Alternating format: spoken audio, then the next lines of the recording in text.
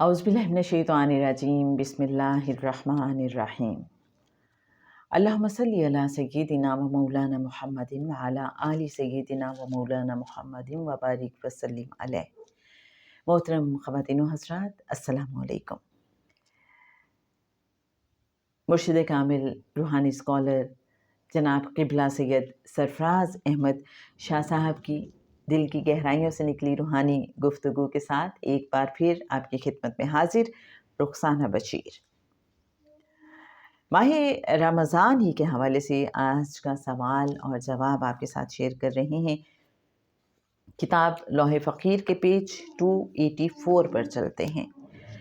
سوال یہ ہے کہ ماہ رمضان کی برکات سے زیادہ استفادہ کیسے کیا جا سکتا ہے؟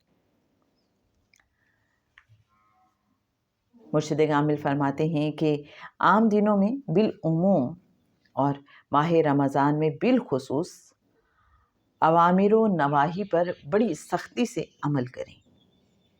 روزے کے آداب کا خیال رکھیں گے تو اس کا اجر بڑھ جائے گا۔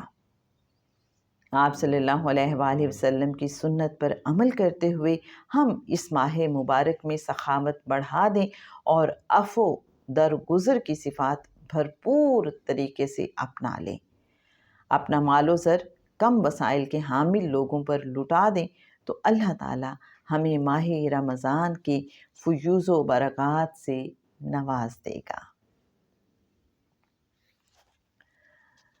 تو لیجئے، جناب شاہ صاحب نے بہت ہی کمپریہنسو انداز میں بہت مختصر طریقے سے ہمیں بتا دیا کہ ہمیں ماہ رمضان کی اگر برکتیں زیادہ سے زیادہ سمیٹنی ہیں تو کیا کام کرنے ہیں۔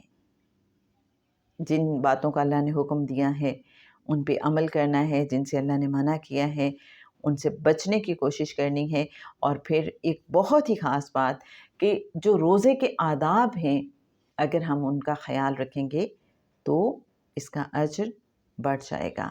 دوسروں کو معاف کرتے رہنا ہے اور سخاوت کرنی ہے، انشاءاللہ دوسروں کا خیال رکھنا ہے۔ اللہ کریم ہم سب کو عمل کرنے کی توفیق عطا فرمائے۔ رب تعالی ہم سب سے راضی ہو جائے، اس ماہ رمضان کی رحمتوں اور برکتوں کو زیادہ سے زیادہ سمیٹنے کی ہمیں توفیق عطا فرمائے۔ اللہم صلی علی سیدنا و مولانا محمد وعلی آل سیدنا و مولانا محمد وبارک وسلم علیہ۔